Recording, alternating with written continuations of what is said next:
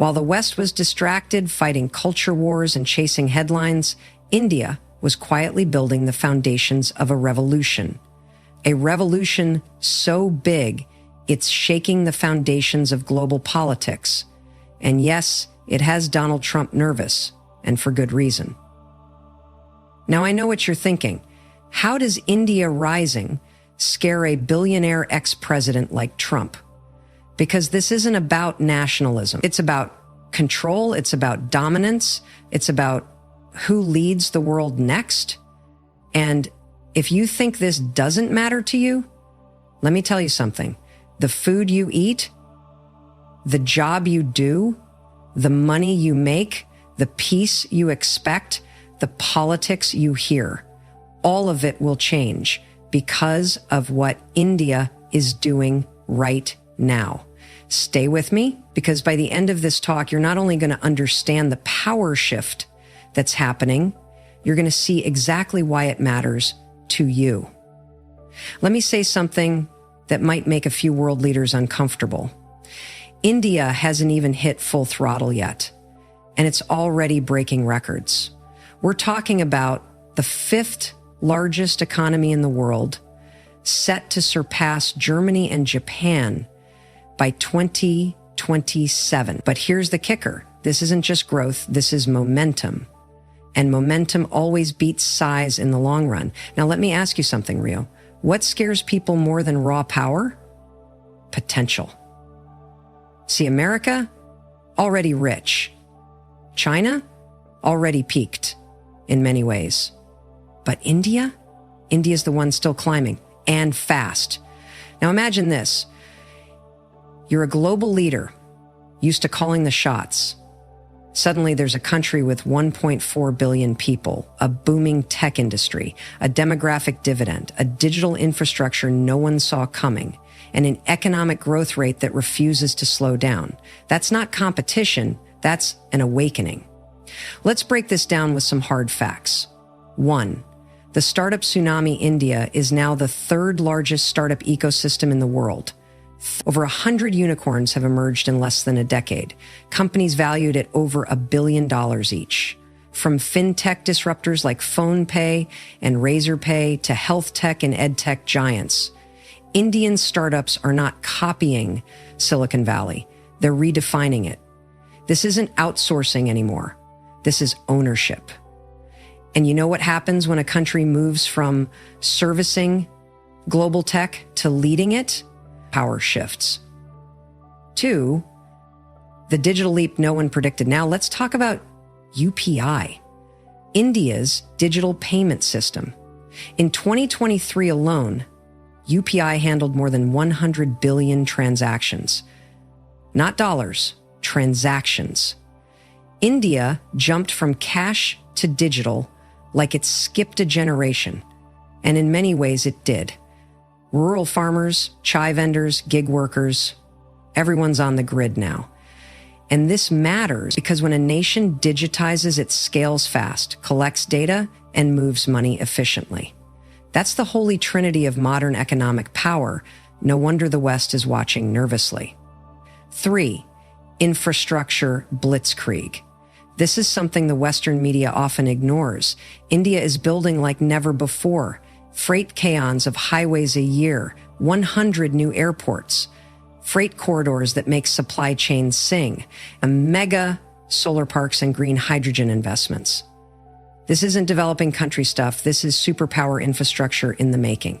4, middle class explosion. Let's talk about the fastest growing consumer base on the planet. India's middle class is expanding so rapidly, by 2030 it will outnumber the US population. And every major global brand knows it. Apple, Tesla, Google, they're not just selling to India, they're investing in India. Because where the middle class grows, markets follow. So when we say India's economic engine is just getting warmed up, we're not speaking in metaphors. We're looking at a sleeping giant that's not asleep anymore. It's awake, it's hungry, and it's strategic. And let me tell you the part that really turns heads in the White House or Mar-a-Lago. India's doing this without colonizing, without controlling, without bullying. It's competing by building. No war, no intimidation, just results. And when you're Donald Trump or anyone used to sitting at the head of the table, what do you do when a new guest walks in with more talent, more friends, more momentum, and a bigger vision? You panic, because deep down you know the old playbook doesn't work anymore. So let me end with this. Let's cut through the noise. We are witnessing a once-in-a-century power shift, and if you blink, you'll miss it. The Western world is no longer calling all the shots. That era, it's fading. And if you want proof, look east, specifically at India, because India isn't just rising economically, it's rebalancing the entire global power structure. Let me say it louder for the people in the back. The old world order is breaking. The East is not just catching up, it's taking over. And India is at the heart of that shift, from emerging market to global power broker. For decades, India was spoken about in future tense. One day, eventually, emerging. Well, guess what? That day is here. India is no longer emerging, it's arrived. And it's flexing that presence in boardrooms, in parliaments, in military alliances, in tech conferences, everywhere. Here's what that power shift looks like. The IMF and World Bank, India's demanding more voting rights. The G20, India didn't just host, it led with its own vision. The BRICS alliance, India's a founding pillar, and it's using it to create economic alternatives that don't bow to Washington or Brussels. And this terrifies leaders like Trump, because the system they knew, the one they dominated, is starting to bend away from them. Why the West is losing its monopoly. Let's be real. The West built global systems, economic, political, military, with itself at the center. The dollar ruled trade. NATO ruled defense. Silicon Valley ruled tech. The UN Security Council ruled diplomacy.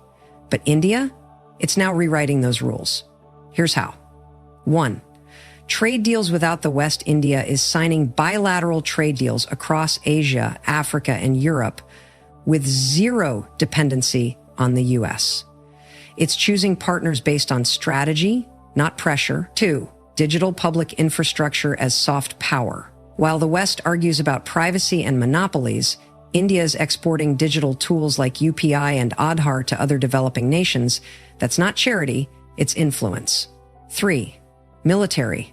Balance without choosing sides. India buys arms from Russia, does joint exercises with the US Navy, and still tells China to back off when needed.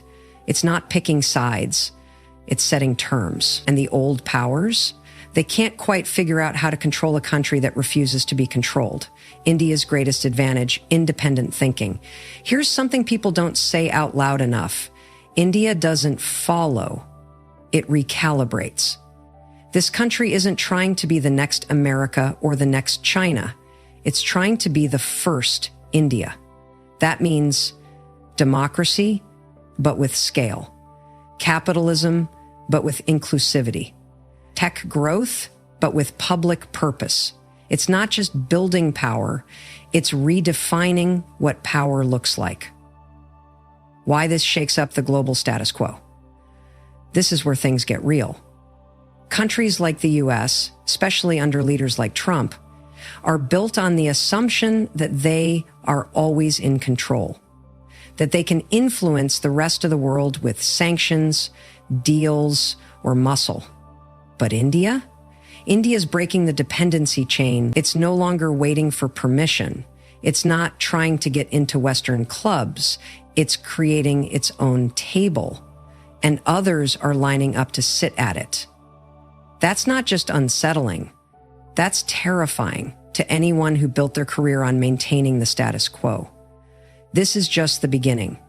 What we're seeing isn't just economic growth or diplomatic wins. We are witnessing a shift in the gravity of global power from west to east. And India is the force pulling that axis. So if you're wondering why Trump and people like him are scared, here's your answer. Because the playbook they relied on for decades, it doesn't work on India. And when the rules change, so do the rulers. Let's get straight to it. The most powerful weapon India has, it's not military, it's not money, it's people. Specifically, young, hungry, digital native people. While countries like the US, Japan, and most of Europe are aging out, India is young, restless, and ready to rewrite the rules. You want to know why this terrifies leaders like Trump? Because you can't compete with momentum that's biological. You can't stop a country where over 65% of the population is under 35, with access to the internet, ambition in their blood, and a chip on their shoulder. This is the generation that doesn't wait. They don't follow. They build. Let's talk numbers. Because the world is not ready, over 600 million people under the age of 25, the world's largest pool of developers, coders, and engineers, second largest internet user base growing every single day. That's not a statistic. That's a revolution in motion. And here's what makes it a super weapon.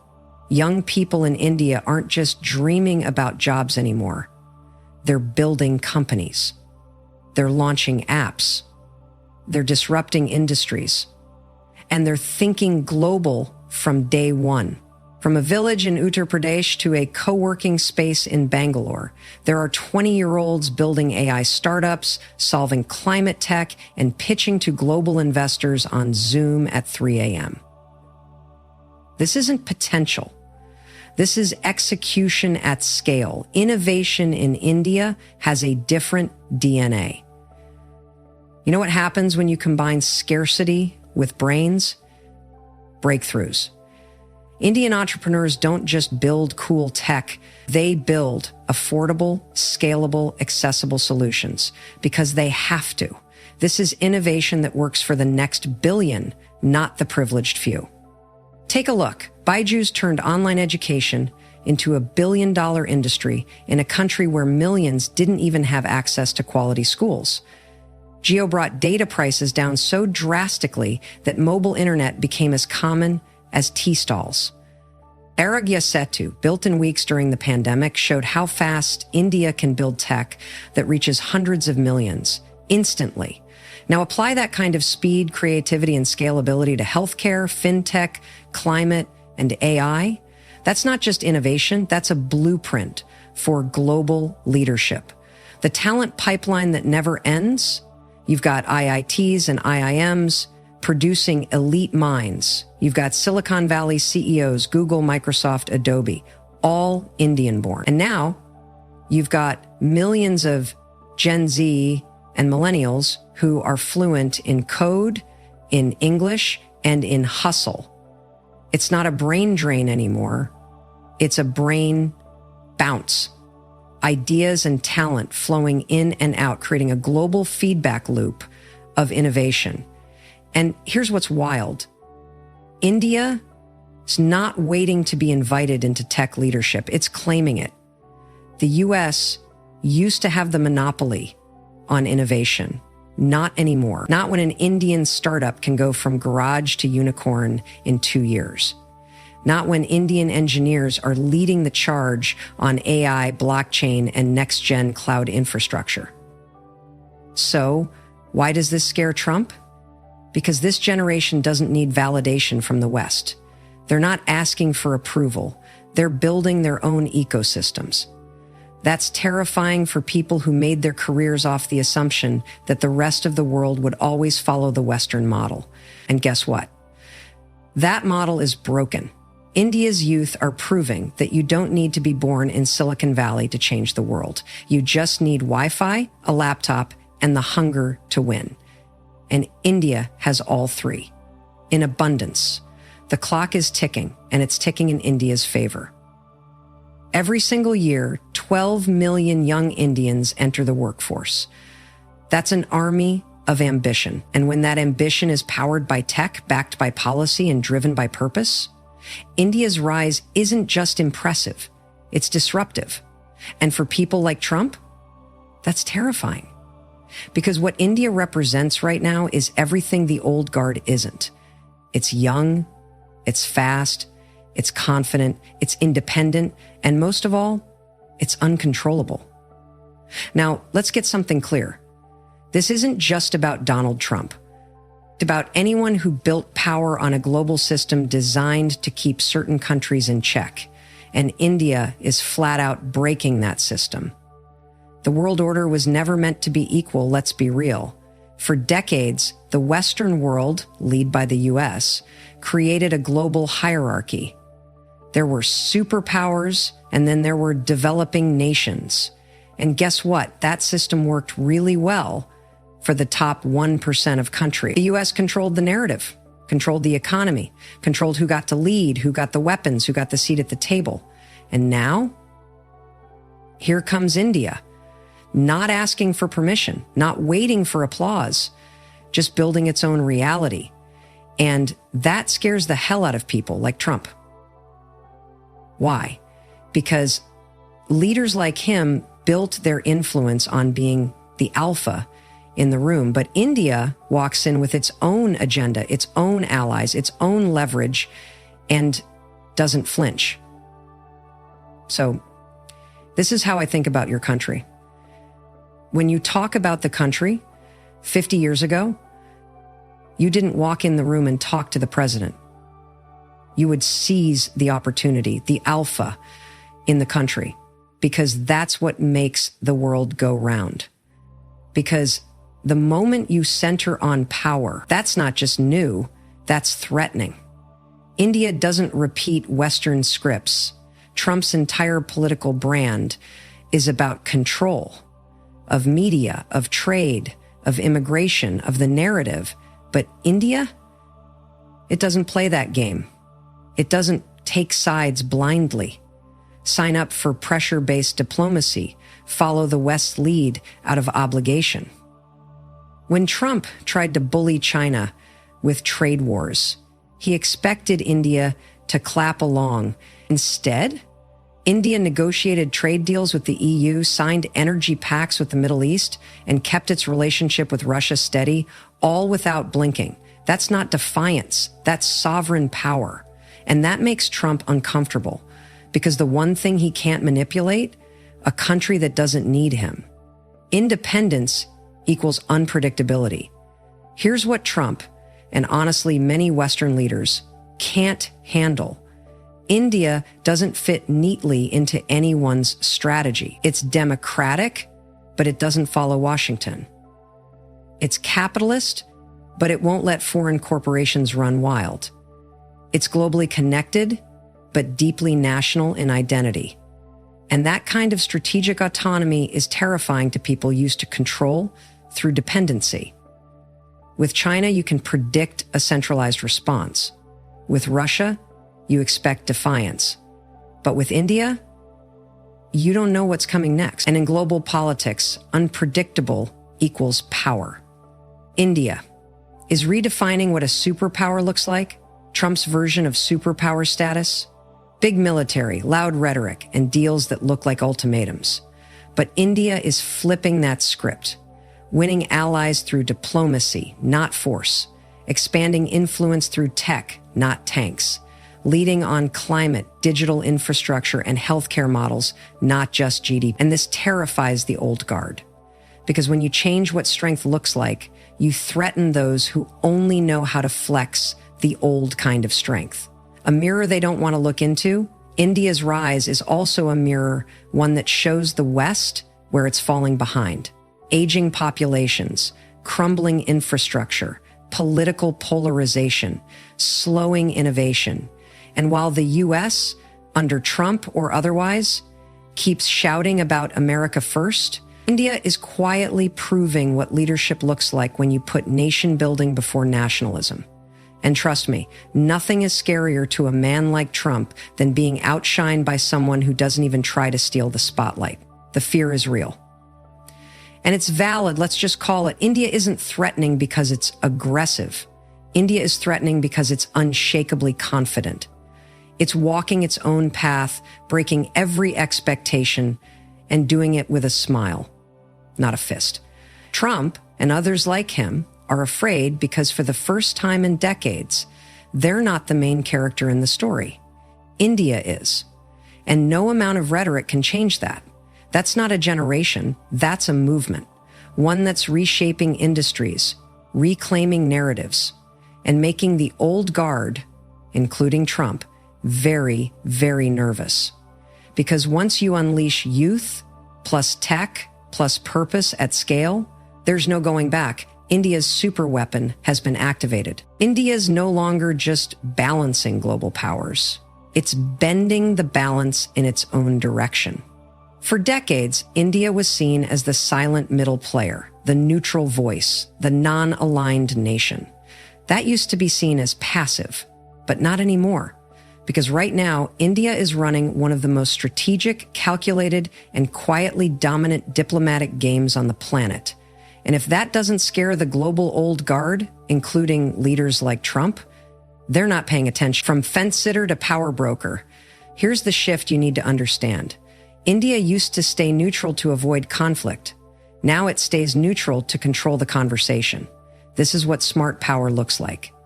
India didn't pick a side in the US-China tug-of-war. It didn't blindly follow Western sanctions on Russia. It didn't bow to pressure from any bloc, any union, or any alliance. Instead, it did something much more powerful. It built relationships everywhere. That's not weak. That's not indecisive. That's dominant diplomacy, because it creates options. And in today's chaotic geopolitical world, options equals power, the friend everyone wants, but no one can control. Let's be real. The US wants India as a democratic counterweight to China. Russia wants to keep India close for arms trade and oil. Europe wants India's market and manufacturing might. The Middle East is doing billion-dollar infrastructure and energy deals with Delhi, Africa, and Southeast Asia. They see India as an accessible, non-threatening development partner. That's not neutral. That's being the most popular person in the room. India's foreign policy today is not about pleasing everyone. It's about leveraging everyone's need for Indian partnership. And that's what rattles people like Trump. Because the old US approach to diplomacy is transactional. We help you, you owe us. India flipped that script. Now the world is lining up to work with India and paying premium. Playing the long game and winning at Trump is all about deals. Quick wins, flashy headlines, short-term gain. But India? India is playing chess, not checkers. It's joining Quad with the US, Japan, and Australia, while still buying oil from Russia. It's standing up to China at the border while still engaging diplomatically. It's pushing hard on global South issues without isolating the global North. This is multi-venture strategy. It's subtle, it's slow, and it's absolutely lethal in the long run. The truth is, the world can't predict India's next move. And that makes it incredibly powerful. Soft power mastery, no threats required. You don't need to drop bombs when you drop influence. India's soft power game is exploding. Bollywood reaches every continent. Yoga, Ayurveda, and Indian cuisine are now global movements. Indian CEOs are leading some of the world's top companies. Digital diplomacy, like the UPI framework, is spreading across Asia and Africa. This isn't just culture, it's cultural capital, and India is investing it everywhere. And here's the best part. India does all this without trying to dominate. It builds trust, not fear. Compare that to Trump-style diplomacy. Loud, aggressive, and ego-driven. India's version is calm, confident, and deeply rooted in respect and strategy. And that contrast, it's causing tectonic shifts in how nations think about global leadership. The real reason Trump is nervous, Trump represents a world where America was always the deal maker, the enforcer, the top dog. But now, here's India, not barking, not biting, just quietly building real alliances, growing faster, getting smarter, becoming more essential. That's why he's nervous, because dominance has a new face now, and it doesn't scream, it strategizes. Diplomacy is India's stealth weapon, while the world watches India's GDP, startups, and military drills. The real power play is happening in backrooms, summits, and quiet bilateral deals. India isn't just participating, it's shaping the global agenda, from neutral to dominant, not through force, but through unshakable clarity, confidence, and control. That's diplomacy at its finest. And that's why the old world order, and Trump with it, is shaking. India is winning not by copying the old superpowers, but by rejecting their playbook completely. We're watching something the world didn't expect. This isn't just a rise in GDP, tech, or military strength. This is a revolution of values. And it's silent, intentional, and absolutely unstoppable. And it scares people like Trump. Because when values shift, power shifts. And when power shifts, the ones clinging to the old rules, they fall behind. Let's start here. What even is a superpower anymore? The old school definition? Guns, oil, intimidation, global policing? That's the US model. That's the Trump era mantra. Show strength, make threats, win at all costs. But India? India isn't here for empire-style ego trips. It's building something deeper: resilience, relevance, and responsibility. In short, India is becoming a superpower of purpose.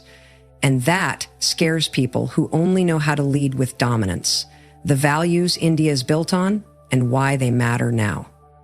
Let's break this down. India's foundation isn't conquest, it's coexistence. From ancient philosophy to modern democracy, India's story has always been about holding opposites, cultures, religions, languages, without forcing uniformity. That's a massive flex in today's divided, polarized world. While the West screams across political lines, India holds 1.4 billion people in debate, in contradiction, and in motion. Yes, it's messy. Yes, it's loud, but it works. Because diversity is not a weakness in India, it's strategy. That alone is enough to disrupt the global power narrative.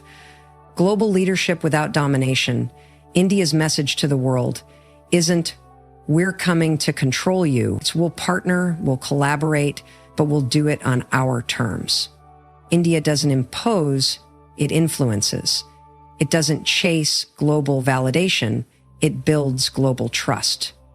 From vaccine diplomacy to digital public goods, India isn't trying to own the world, it's trying to uplift it. And that's terrifying to leaders who think power must come through fear. Trump's brand is built on division, us versus them. India's brand is built on integration, progress without bulldozing others. One divides to conquer, the other unites to lead. Guess which one's working in 2025? Quiet innovation versus loud disruption. Old power celebrates bravado, the headline-grabbing, mic-drop moves. India builds systems. UPI, the world's most inclusive digital payment system. Aadhaar, the largest biometric ID system. ONDC, a digital commerce revolution. These aren't flashy, but they are changing how governance and innovation happen at scale. They're quiet, efficient, borderless. And they threaten the idea that change has to come from the West. Values as a competitive advantage. Let's be real. In a world burnt out by consumerism, division, and noise, people are craving values, purpose, community, mental peace, sustainability, global balance. India's cultural and philosophical DNA already offers those things. It's a wellspring of ancient wisdom in a hyper-digital world. From yoga to spiritual tourism to ethical entrepreneurship, India isn't exporting just goods, It's exporting alignment. That's power. That's soft leadership. That's a global pull that doesn't need military bases or billion-dollar ad campaigns. And again, Trump can't compete with that because you can't threaten your way into people's hearts. So why does this scare Trump? Because when values shift, the old tricks stop working. People are less afraid of bombs and more afraid of burnout. Less loyal to flags, more loyal to purpose. Less impressed by force, more inspired by authenticity. And India checks every one of those boxes naturally. So while Trump is still playing the power game from 1985, India is designing the future in 2025. That's not just a shift in leadership. That's a changing of the guard. The future doesn't shout. It aligns. India's silent revolution is loud in all the ways that matter. It's changing hearts. It's redefining leadership. It's turning ancient values into modern superpower strategy. And it's doing it without trying to look like the West. That's not just evolution. That's a revolution. And for those still holding on to the old playbook, like Trump, the silence is deafening.